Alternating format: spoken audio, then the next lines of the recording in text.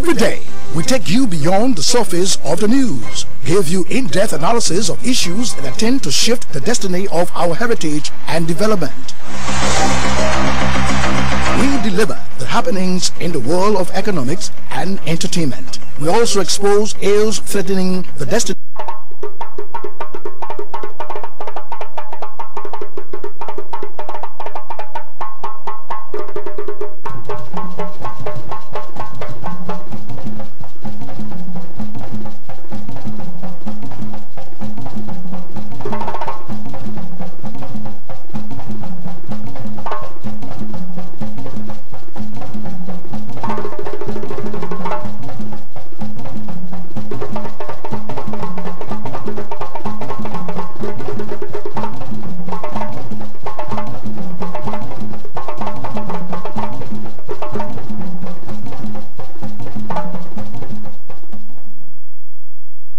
Good morning and a pleasant welcome to LNTV News Live. This is a 30-minute presentation of major news, views, interviews, comments, and analysis shifting the destiny of Liberia, Africa, and our one world. It's Friday, the 23rd day of November. My name is Zokwe Beslow Conan, anchoring this edition of the program. In the headlines, government dismisses reports that Phoebe Hospital is at the verge of closure due to limited funding. National Elections Commission declares independent candidate Edward Flomo winner in Montserrat County District 13 by elections. House of Representatives passes the bill to repeal 10-year positions with few exceptions. And away from Liberia, a former judge and leading opposition figure has been sworn in as the head of Ethiopia's electoral board. These stories plus many other developments are all coming up in this program, LNTV News Live. But first, we are taking a short break to be back with the faces of the newsmakers.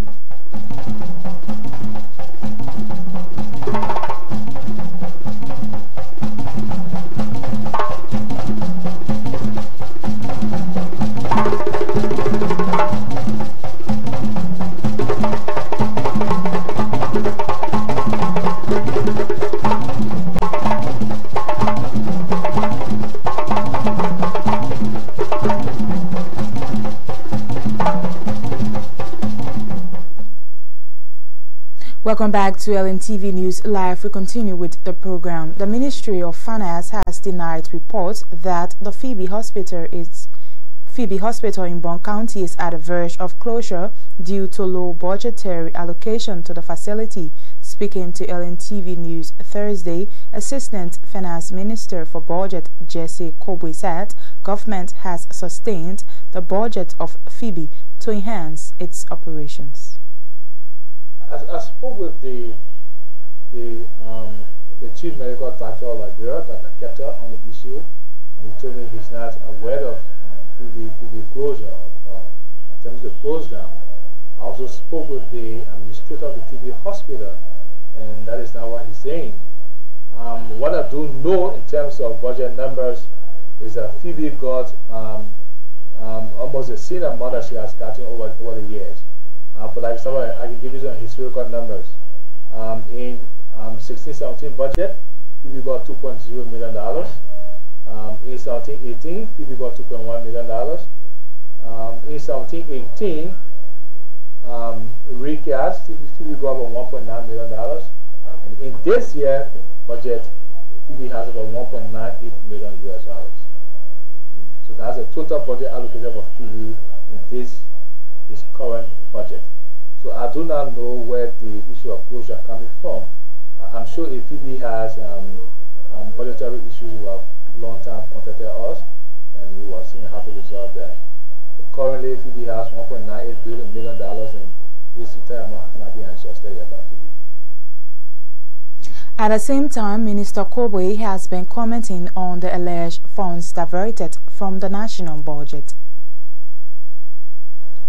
Well, what I don't know is that government subsidize also some private institutions, most especially from the education sector and the health sector.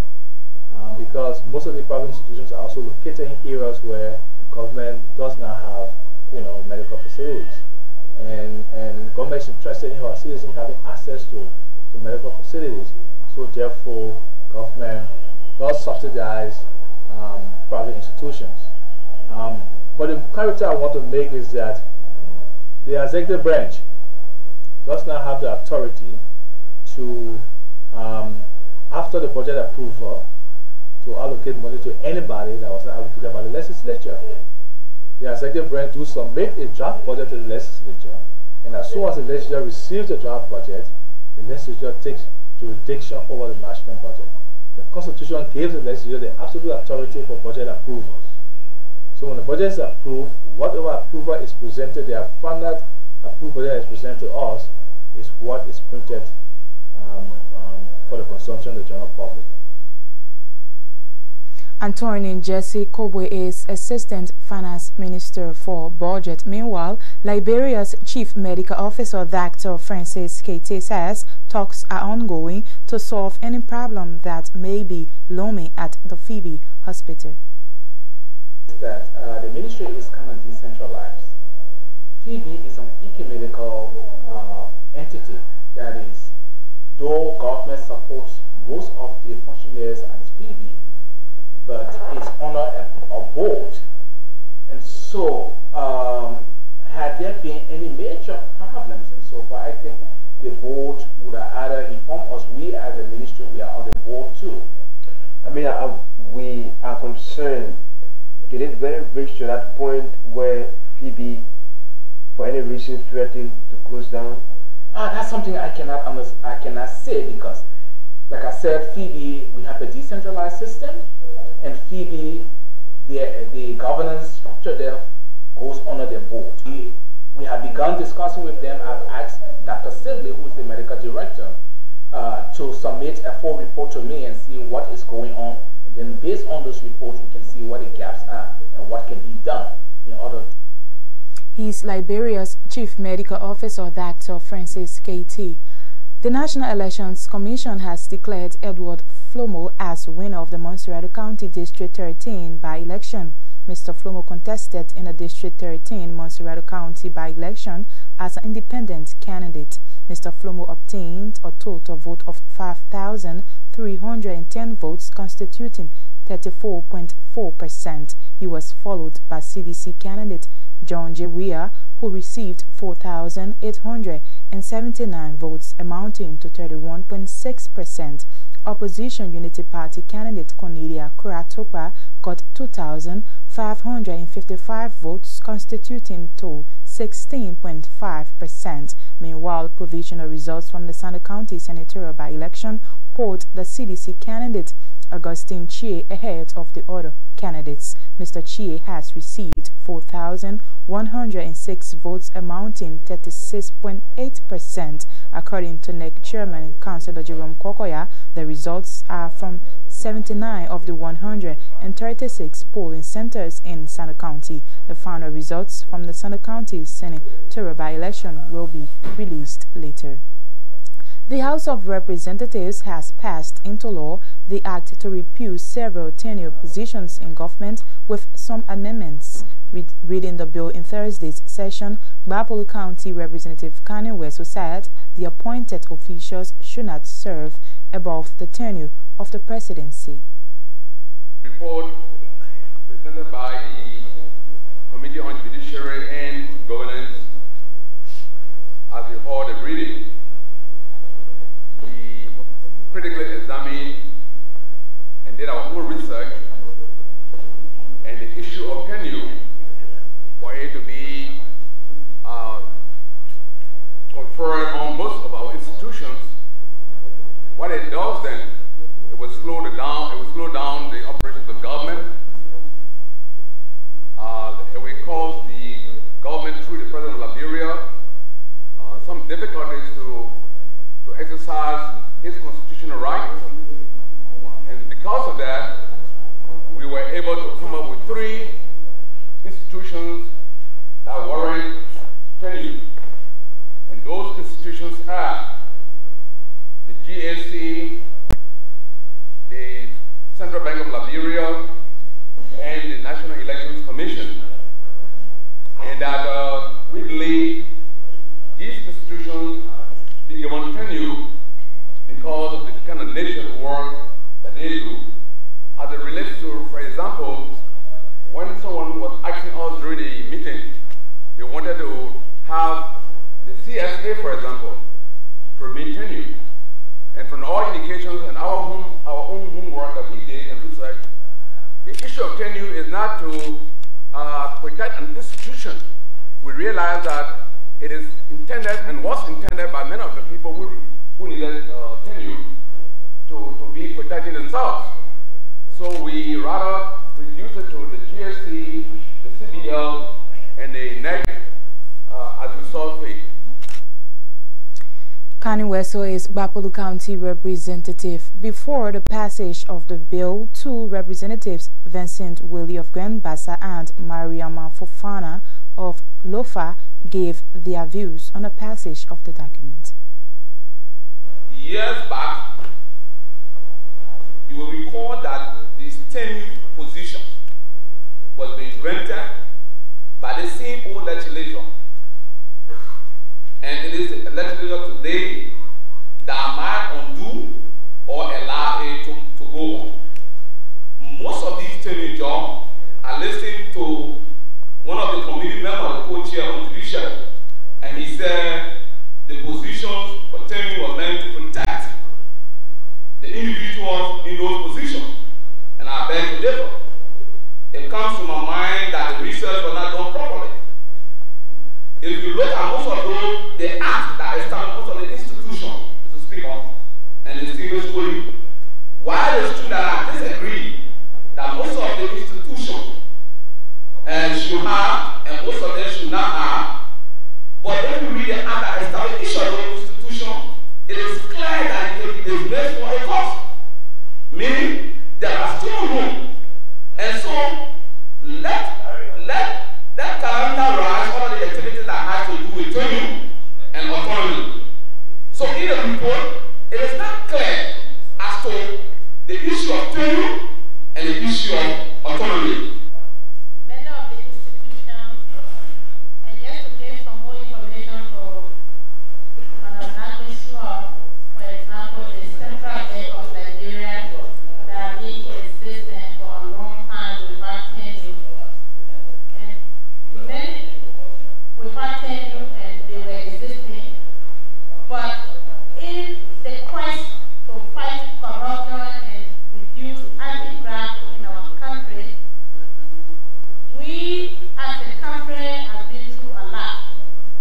And so our international partners have come, people have gone through loud training, and the entire governance system is evolving. And so for the best international practice, it is best for every country to have some of these institutions independent. Representative Mariam Fofana of Lofa County. Earlier was Representative Vincent Willie of Grand Bassa County. Well, if you have just come our way, this is a reminder that you are watching LNTV News Live, a 30-minute presentation of major news, views, interviews, comments, and analysis about Liberia, Africa, and our world. Today is Friday, the 23rd day of November. The year remains 2018. My name is Zokwe Beslokon and anchoring this edition of the program. Let's recap our major stories. Government dismisses reports that Phoebe Hospital is at the verge of closure due to limited funding. National Elections Commission declares independent candidate Edward Flomo winner in Montserrat County District 13 by election. House of Representatives passes the bill to repeal tenure positions with few exceptions. And away from Liberia, or former judge and leading opposition figure has been sworn in as the head of Ethiopia's electoral board.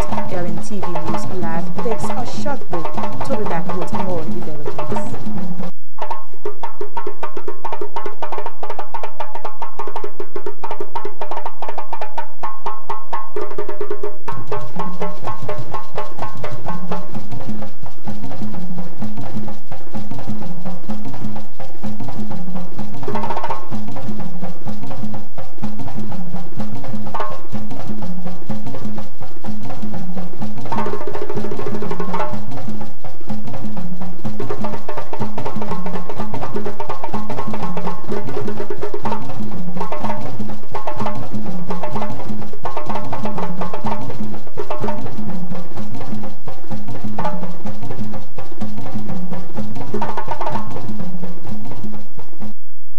Welcome back to LNTV News Live. We continue with the program. Liberia Anti-Corruption Commission, LACC, has released its 2018 Asset Declaration Report, which shows many public officials have not adhered to the Code of Conduct to declare their assets. Releasing the report Thursday, LACC Executive Chairman James Verdier said all government officials are mandated by law to declare their assets.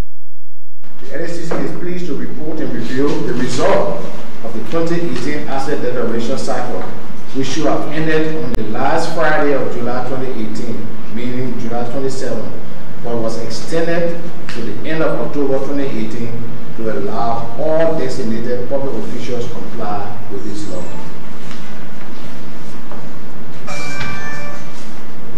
Results indicate that in the executive branch of government, only 92 persons out of an expected 460 public officials have complied.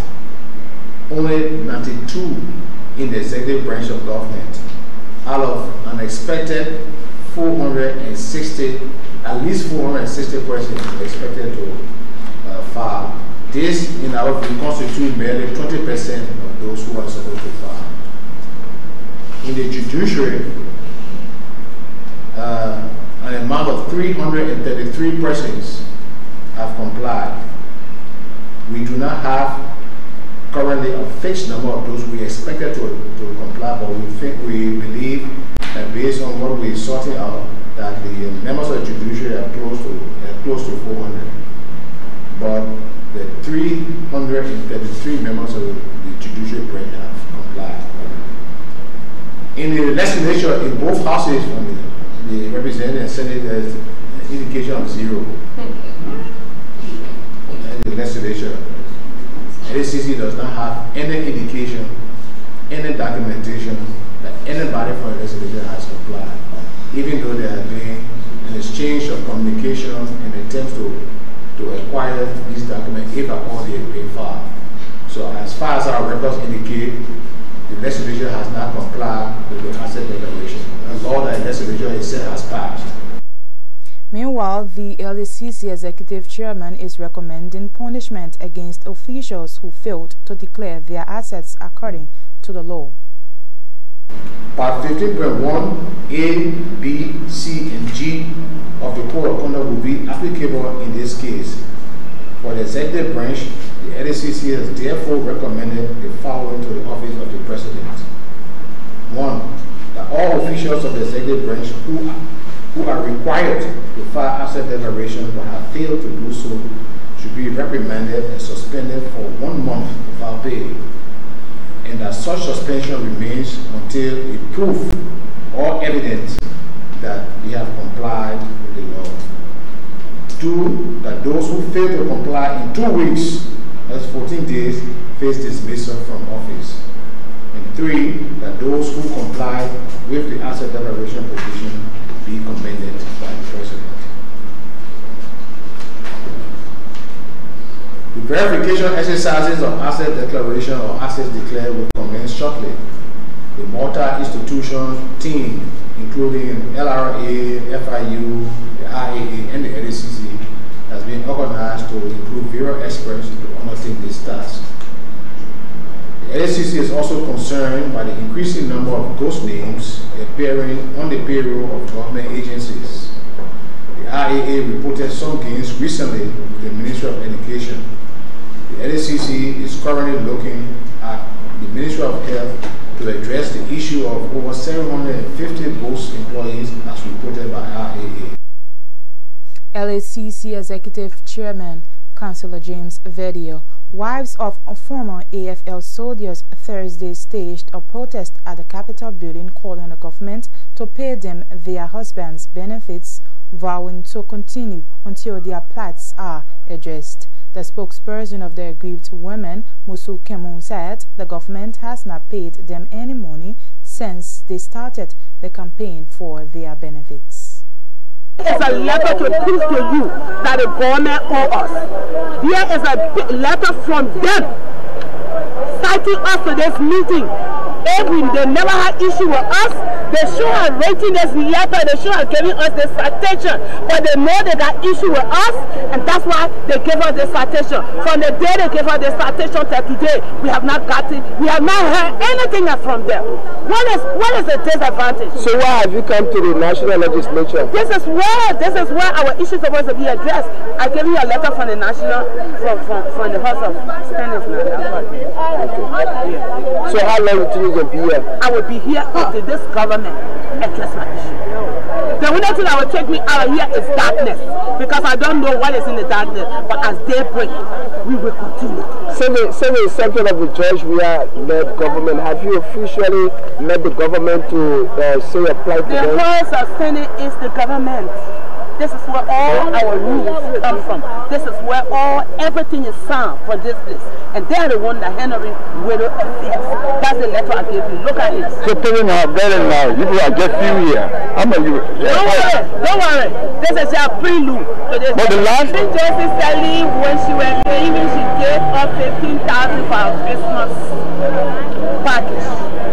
When she was leaving, she gave us 15,000 United States dollars. So they Meanwhile, Madam Kemu said District 6 lawmaker Samuel Enders has promised to meet his colleagues regarding their issue. Since the only man that God sent, that very honest, and God will bless him. What did he say to you? He came to tell us, hey, we are his mothers. We are his mothers, we are women. So everybody passing by us, for him, he will not pass. So he came down to us to find out what is happening. And I did give him a copy of this letter. And he talked with him, he said these were all his friends. So you are going to ask them one by one what is happening. And so we waited. So why not go home and wait for We are not going.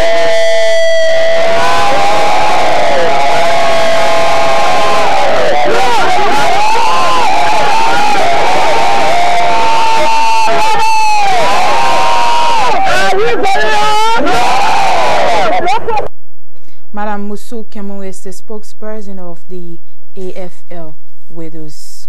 A senior Liberian legal practitioner is calling on war crimes advocates in Liberia to relax their plan for war crimes court and support President George Manuel Weah's determination to better the living condition of the Liberian people. Speaking to LNTV Wednesday, Councillor Cooper Kra said the CDC-led government of Liberia is still in its early stage, and at that, it is still too early to focus on the establishment of a war crimes court as a priority. Councillor Kra, who is the Minister of Posts and Telecommunications, noted that President Weah's focus on road development, agriculture, health education, and telecommunications technology are issues that should be the concern of every well-meaning Liberian. War crime court time will not pass. A criminal matter got no statute of limitation. This government that has just been in office now quite a year cannot be the only one that you think should bring it. If the president does not create or set up the war crime court, another administration can do that. When the president was sworn into office, he spoke to the Liberian people and listed out his priorities. Priorities in the interest of the Liberian people. Now, I would think that the first 3-4 years for this administration, those would be the period for the president to begin to make good on those promises to the Liberian people. The question, on our law, there is no statute of limitation for trying criminal or for trying anyone who commits a criminal act. It can be 20 years, 50 years, 100 years, you can still bring that person to court. So I believe that this president focus, I believe, is right in the right direction, that he has been focusing on his promise to the Liberian people. He told the Liberian people we will try to raise our poor people from mat to mattress. He spoke about the need for road connectivity in this country. He doesn't sleep. He has been going up and down, taking risks in a plane, going here and talking to friends to see how this government can get help in that direction. Councillor Cooper Cry is Liberia's Minister of Post and Telecommunications. ArcelorMittal has dispelled allegations concerning the company's ending its operations in Liberia. Addressing the press at Ministry of Information and Cultural Affairs Thursday, ArcelorMittal Liberia Corporate Communications head Amanda Hill explained ArcelorMittal's role in supporting the POPO agenda. Currently, we're actively engaging with the government of Liberia on many topics. Through our constructive engagement, in May of this year, it was agreed in principle that ArcelorMittal Liberia will provide funding for the construction of the Ganta-Yigapa Road, a key step in the development of Liberia's infrastructure that will positively impact the community. The Ganta-Yigapa Road agreement, supported by the President, His Excellency George Manalia, is a key marker of our commitment to working in partnership with the new government in support of its POPO agenda for prosperity and development. ArcelorMittal Liberia continues operating with no disruptions, and is planning to produce up to 5 million tons of DSO, direct shipment ore. The company is also considering new investments to improve the grade of Liberian iron ore, extend the operational life of its mine beyond 2022, and thus increase the government's revenue stream. This investment will also improve training and capabilities amongst our Liberian employees, demonstrating our confidence in the country and its future. Amanda Hill is ArcelorMittal's head of corporate communications. The Liberia Water and Sewer Corporation has disclosed that it has established a task force to recover debt owed the entity. Addressing the Ministry of Information regular press briefing Thursday, the entity's managing director, Duana Kamara, said customers are indebted to the LWSC in a tune of $6 million United States dollars. Most of our water goes into theft. People are collecting to our lands illegally. That's why we have established a task force team. The police is working with us. We send our people out there in the field. You will find them investigating. Checking pipes are coming into homes. More homes are connected and are now paying bills to water and sewer. So we are on we're discovering all these things right now. We have been arresting people. We are prosecuting people. We have the Liberian National Police working with us in this direction. So we pour about 10 million gallons of water into Monrovia. Out of the 10 million gallons of water, we're losing 78%. So can you tell me how much we're losing? The leakages and illegal connections of our water. So we just put in an SOS call.